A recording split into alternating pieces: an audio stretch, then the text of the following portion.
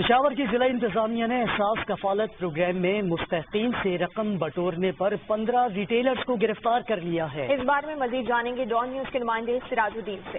سراج، بتائیے گا ریٹیلرز کو کیوں گرفتار کیا گیا ہے اور کیا کہنا ہے؟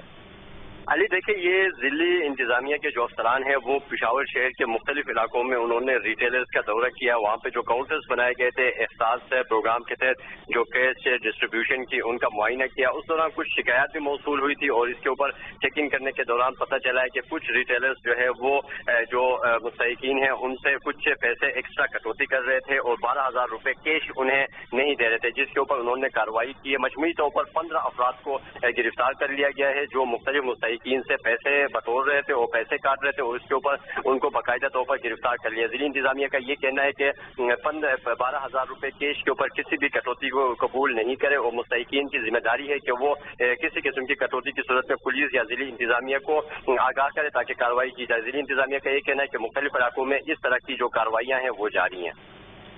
سراج، بہت شکریہ آپ کا۔